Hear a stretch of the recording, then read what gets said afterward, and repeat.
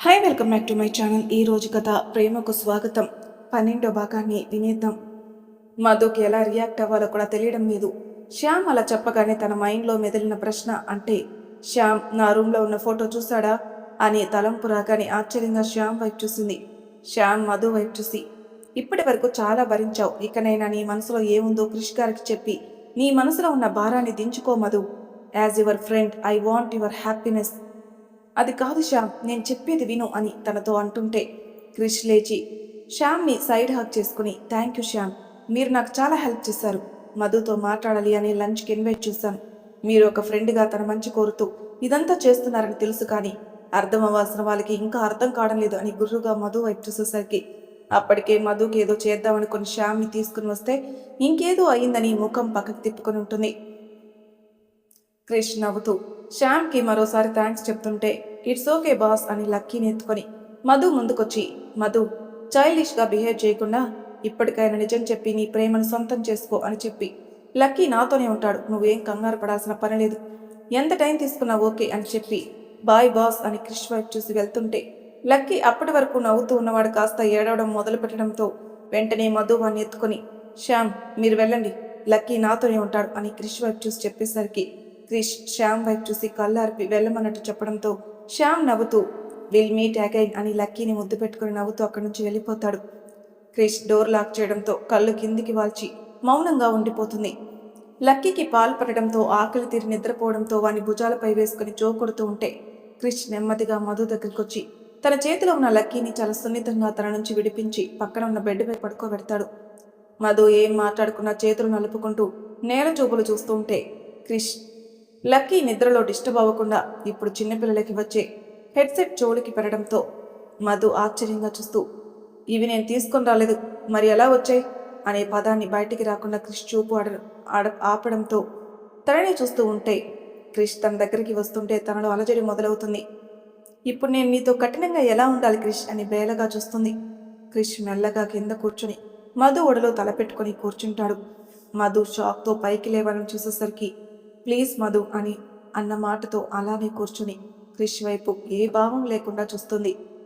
మధు నన్ను నువ్వు నమ్ముతావా అనే ప్రశ్నకి అప్పటి వరకు ఏ ఆలోచన లేని ఆమెకి ఆ మాట కష్టంగా అనిపించి కోపంతో క్రిష్ చెంపపై చిన్నగా కొట్టి, నేను ఏ పరిస్థితుల్లో ఉన్నా నమ్మే ఒకే ఒక వ్యక్తివి నువ్వు అని తనకు తెలియకుండానే తన మనసులో మాటని బయట పెట్టేయడంతో క్రిష్ చెంపపై చేయి వేసుకుని మధు వైపు నవ్వుతూ చూస్తుంటే తనేం చేసిందో అర్థమై చిన్నగా తననే చూస్తూ సారీ అని చెప్పి, శ్రీ ప్లీజ్, నీకు నాకు సెట్ అవ్వదు, నన్ను ఇలా ఉండనివ్వు, నీకు మంచి ఫ్యూచర్ ఉంది, నా వల్ల అది పోకూడదు, అందుకే ఇన్నేళ్లలో నిన్ను కనీసం కాంటాక్ట్ కూడా అవ్వలేదు అని ఏడుస్తుంది.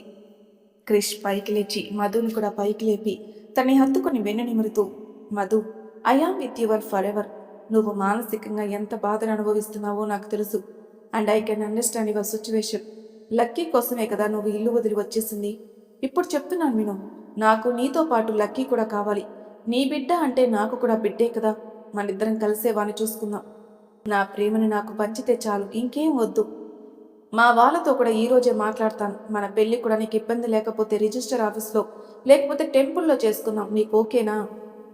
మధు నోరు తెరిచి కృష్ణని చూస్తూ, శ్రీ ఎందుకు నీకు నేను చెప్పేది అర్థం కావట్లేదు, ఇప్పుడు ఈ సమాజం దృష్టిలో ఒక బిడ్డకి తల్లిని, అలాంటిది నన్ను నువ్వు పెళ్లి చేసుకోవడం వల్ల మీ ఫ్యామిలీ పరువు ప్రతిష్టలు నా వల్ల భంగం కలగడం నాకు ఇష్టం లేదు అనగానే క్రిష్ కోపంగా మధు అని గట్టిగా అరిచేసరికి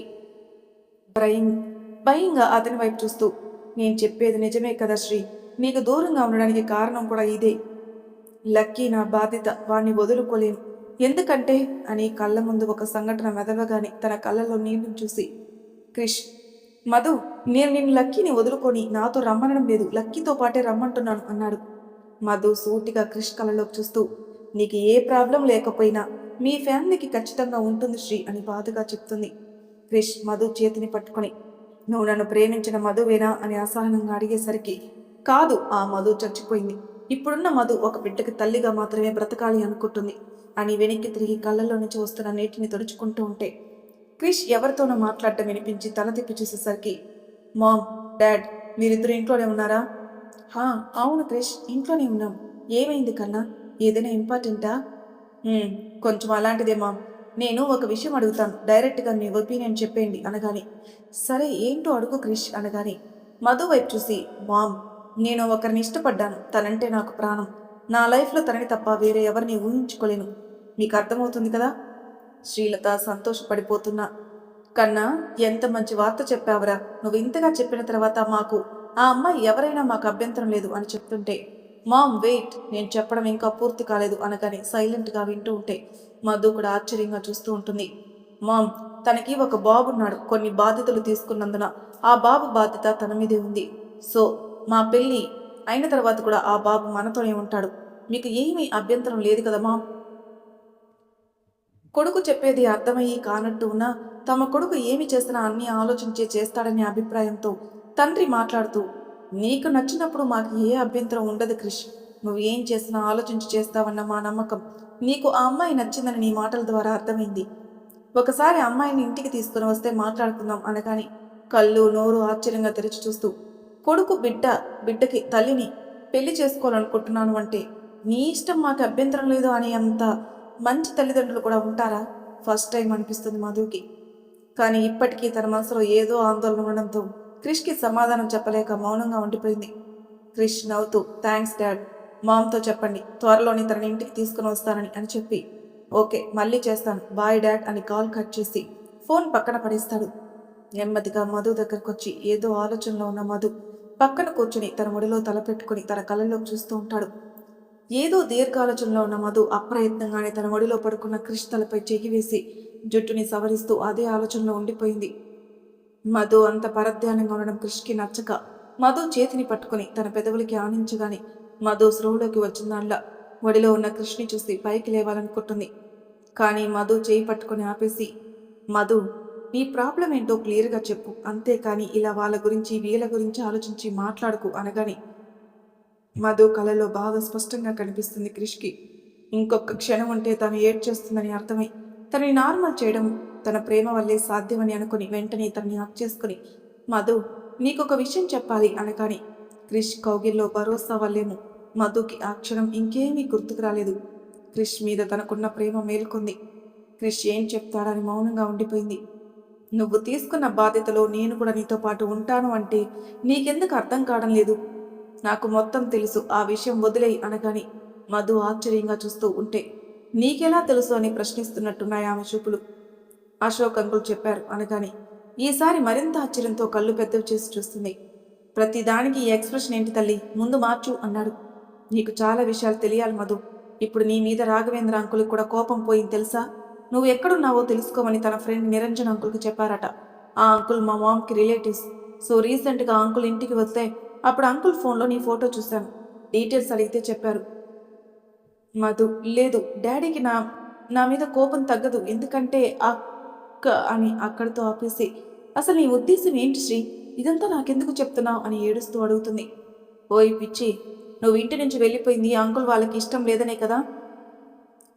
అండ్ నీకు ఒక షాకింగ్ న్యూస్ ఏంటంటే మా బ్రదర్ అనగానే అర్థం కానట్టు చూస్తుంటే, అదే మీ బావ కరీం బ్రతికే ఉన్నారు అనగాని తను విన్నది నిజమా కాదా అని కళ్ళు తిరుగుతుంటే క్రిష్ మీద పడిపోబోతుంటే తను జాగ్రత్తగా పట్టుకుని సోఫాలో కూర్చోబెట్టి ఫేస్ మీద కొన్ని వాటర్ జల్లగాని స్లోలోకి వచ్చి టెన్షన్గా, శ్రీ, నువ్వు చెప్పేది నిజమేనా అని అడుగుతుంది. ప్రామిస్ మధు, అసలేం జరిగిందో తెలియదు కానీ కొన్ని రోజుల క్రితం అశోక్ అంకుల్ బిజినెస్ పని మీద న్యూయార్క్ వెళ్ళినప్పుడు అక్కడ కనిపించారట, తననే కాదా అని చాలాసేపు ఆలోచించి తన దగ్గరికి వెళ్ళి అడిగితే తన గురించి చెప్పాడట. ఆ రోజు యాక్సిడెంట్లో తన చావు బ్రతుకుల మధ్య ట్రీట్మెంట్ జరిగిన వెంటనే మాధవి చనిపోయిందని తెలియగాని తన ఫ్రెండ్ ఎవరో వచ్చి హాస్పిటల్ నుండి కరీంని తీసుకెళ్ళిపోయారట. చాలా పెద్ద స్టోరీ. సో ఇప్పుడు నీకు క్లారిటీ వచ్చింది కదా. తనకి ఇంకా లక్కీ గురించి తెలియదు, తెలిస్తే ఖచ్చితంగా ఇండియా వస్తాడు.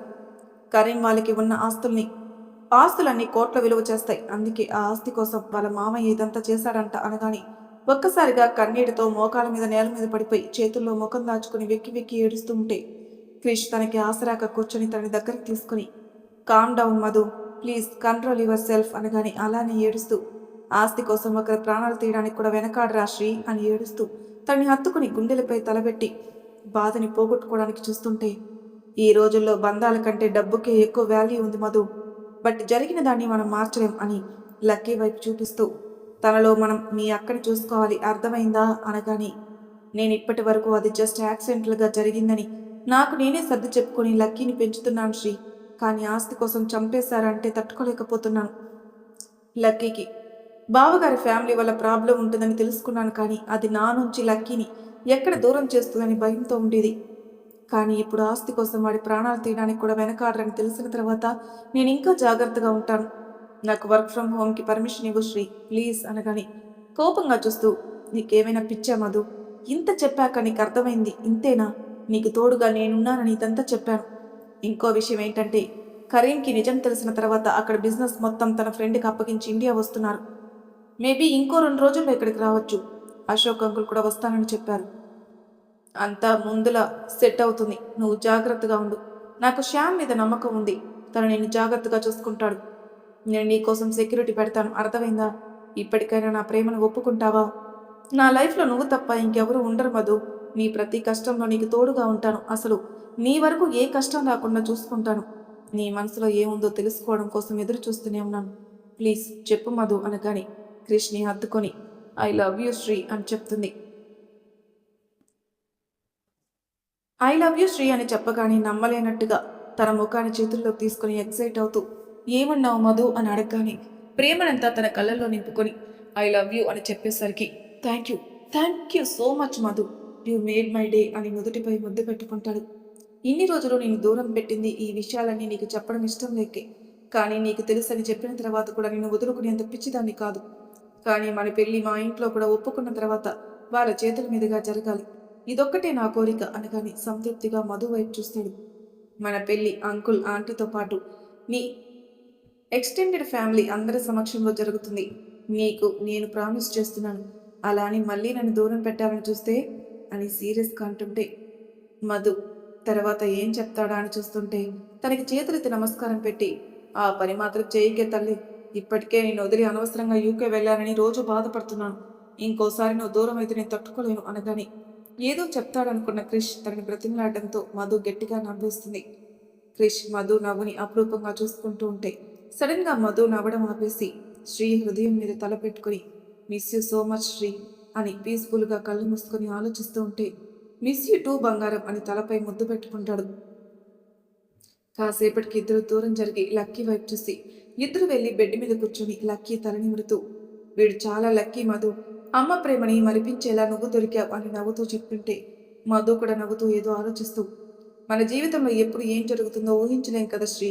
ఆ రోజు డాడీ అక్క ప్రేమను ఒప్పుకొనుంటే ఈరోజు అక్క బావగారు లక్కీతో సంతోషంగా కళ్ళ ముందు ఉండేవారు. కానీ దేవుడికి కూడా వాళ్ళ సంతోషం ఉండడం నచ్చలేదేమో అక్కని దూరం చేసి ఇంత నరకం చూపిస్తున్నాడు. డాడీ వాళ్ళకి ఇంకా ఈ విషయం తెలియదు శ్రీ. అక్క గురించి తెలిస్తే దాడి తట్టుకోలేరు. ఎక్కడున్నా మేమిద్దరం సంతోషంగా ఉన్నామని అనుకుంటూ ఉంటారు. కానీ జరిగింది తెలిస్తే ఇక ముందుకు వెళ్ళలేక కన్నీళ్ళని బలవంతంగా ఆపుకుంటుంది మధు. క్రిష్ తనని ఓదార్చుతూ నీ విషయంలో చేసిన దానికి మీ డాడీ మీద నీకు కోపంగా లేదా మధు అని ఏమీ తెలియనట్టు అడిగేసరికి అప్పటికే శ్రీ ఎవరికో కాల్ కలిపి లైన్లో ఉండడంతో అవతల వ్యక్తి మధు మాట్లాడబోతున్న మాట వినడానికి సిద్ధంగా ఉంటారు. మధు ఒక నవ్వు నవ్వి 22 ఏళ్లు కని పెంచి పెద్ద చేసిన కూతురు తల్లిదండ్రుల ముందు ఒక బిడ్డను తీసుకెళ్లి ఆ బిడ్డను తన బిడ్డ అని చెప్పినప్పుడు వాళ్ళ మానసిక పరిస్థితి ఎలా ఉంటుందో ఒక్కసారి ఊహించు శ్రీ. అదే సమయంలో నా కోసం వచ్చిన పెళ్లి వాళ్ళు నానా రకాలుగా డాడీ పెంపకాన్ని గురించి తప్పుగా మాట్లాడితే ఆ గుండె పడే బాధ వర్ణాతీతం. వాటన్నిటినీ కూడా తట్టుకుని నా కోసం, కేవలం నా కోసం ఆ బిడ్డని ఆశ్రమంలో చేర్పించమని అడిగినప్పుడు ఒక కూతురిగా నేను ఓడిపోయాను శ్రీ. అందుకే వాళ్ళకి నా ముఖం చూపించలేక, అక్క గురించి బిడ్డ గురించి చెప్పలేక అక్కడి నుంచి దూరంగా వచ్చేసాను. అలా ఇంటి నుంచి వచ్చేసిన తర్వాత డాడీ వాళ్ళకి నా మీద ప్రేమ అసహ్యంగా మారి ఇన్నేళ్ళు నన్ను దూరం చేసింది. అప్పటి వరకు అక్క ఇక లేదు అని నేను ఒక్కదాన్ని కూతుర్ని అనుకున్న వాళ్ళకి నేను కూడా ఇలా చేయడంతో వాళ్ళ మనసు పూర్తిగా విరిగిపోయింది. అన్నయ్య వదిన కూడా డాడీ వాళ్ళతో మాట్లాడే సాహసం చేయలేదు. చాలా రోజుల వరకు వాళ్ళు ఎక్కడ ఏం చేసుకుంటున్నారనే భయంతో చెన్నై తీసుకుని వెళ్ళిపోయారని తెలిసింది. అప్పుడు నాకు తోడుగా నిలిచింది అశోక్ మావయ్య. మా అమ్మకి బాబాయ్ కొడుకు అశోక్ మావయ్య. చిన్నప్పటి నుంచి నేనంటే చాలా ఇష్టం. నన్ను తన సొంత బిడ్డలా చూసుకునేవారు. బిజినెస్లో పడి తన గురించి పట్టించుకోవడమే మానేశారు. నా దగ్గరకు వచ్చి నన్ను వాళ్ళ ఇంటికి తీసుకెళ్లి ఒక 1 మంత్ లక్కీని అన్ని దగ్గరుండి అరేంజ్ చేశారు. అక్క గురించి తెలిసిన తర్వాత చాలా బాధపడ్డారు. మావయ్యతో వచ్చేయమంటే నేనే రానని చెప్పాను. నేను ఇక్కడ ఏదో ఒక జాబ్ చేస్తాను, లక్కీని చూసుకుంటానని చెప్పగానే చాలాసేపు బ్రతిమలాడిన నేను రాను అనడంతో ఇంకా నా కోసం సుదర్శన్ అంకుల్ని రిక్వెస్ట్ చేసి work from home job select చేశారు. అలా జయ అమ్మ వాళ్ళు ఇల్లు రెంట్కి ఉండడంతో అక్కడే ఉంటూ లక్కీని చూసుకుంటూ జాబ్ చేసేదాన్ని. జయ అమ్మ వాళ్ళు కూడా చాలా మంచివారు. అచ్చం సొంత కూతురిలా నన్ను చూసుకుంటున్నారు. ఇప్పటికీ అలానే చూసుకుంటున్నారు. ఆ తర్వాత మావయ్య నాకు అన్ని జాగ్రత్తలు చెప్పి ఏదైనా ఇంపార్టెంట్ అయితే కాల్ చేయడం మర్చిపోవద్దని మరీ చెప్పి ఫారిన్ వెళ్ళిపోయారు. అలా లక్కీకి 1 ఇయర్ కంప్లీట్ అవగానే నేను ఆఫీస్కి రావడం మొదలుపెట్టాను. జయ అమ్మ వాళ్ళు లక్కీని చాలా బాగా చూసుకునేవారు. అందుకే నాకు లక్కీ గురించి భయం ఉండేదే కాదు. మేము అక్కడ ఉన్నట్టు కూడా ఎవరికీ తెలియదు కాబట్టి ప్రశాంతంగా ఉండేదాన్ని. మామయ్య ఈ 2 ఇయర్స్లో 2 టైమ్స్ ఇండియా వచ్చారు. వీక్లీ వన్స్ నాకు కాల్ చేసి మాట్లాడుతూ ఉండేవారు. అలా రీసెంట్గా పెళ్లి గురించి డిస్కస్ చేశారు. నాకు ఇష్టం లేదని చెప్పేశాను అని చెప్పడం పూర్తి చేస్తున్న శ్రీ కళ్ళలోకి చూస్తూ, మనసులో నిన్ను పెట్టుకొని వేరే ఎవరినో పెళ్లి చేసుకోవాలంటే నా మనసు ఒప్పుకోలేదు శ్రీ. నా లైఫ్లో నా భర్త స్థానంలో నువ్వు మాత్రమే ఉంటావు అని చెప్పి తనని హత్తుకొని మళ్ళీ వెంటనే కంగారుగా చూస్తూ శ్యామ్ని కూడా నేను శ్రీ తన పాకెట్లో ఉన్న ఫోన్ ఆఫ్ చేయడంతో అప్పటి వరకు వింటున్న వ్యక్తి కళ్ళల్లో నీళ్లు వరదలా పొంగిపోతాయి. ఇక మాట్లాడటానికి నోరు తెరవలేక, అంటే శ్రీ నాకేం చెప్పొద్దు అని తన చేతిని మధు నోటిపై పెట్టేసరికి తను సైలెంట్ అవుతుంది. నువ్వు నా సంతోషం కోసం ఇదంతా చేశావు. దానికోసం నువ్వు మానసికంగా ఎంత బాధపడ్డావో నేను ఊహించుకోగలను. కానీ నేను నువ్వు చెప్పిన వెంటనే నమ్మి నా దారి నేను చూసుకుంటానని ఎలా అనుకున్నావు మధు? నా లైఫ్లో నాకు భారీగా ఉండే హక్కు నీకు మాత్రమే సొంతం, అర్థమైందా? నువ్వు పడిన కష్టాలు గడిపిన రోజులు అన్నీ మర్చిపో. ఇక నుంచి నీ లైఫ్లో సంతోషం మాత్రమే ఉండాలి, ఉండేలా చేస్తాను అని నుదుటిపై ముద్దు పెట్టుకుంటాడు. మరి తర్వాయి భాగంలో ఏం జరుగుతున్న క్షిప్స్లో తెలుసుకుందాం. ఇంతవరకు నా ఛానల్ సబ్స్క్రైబ్ చేయని వాళ్ళు ప్లీజ్ సబ్స్క్రైబ్ చేసుకోండి, లైక్ చేసి షేర్ చేయండి. మీ అభిప్రాయాలు నాకు కామెంట్ రూపంలో తెలియజేయండి. Thank you for listening.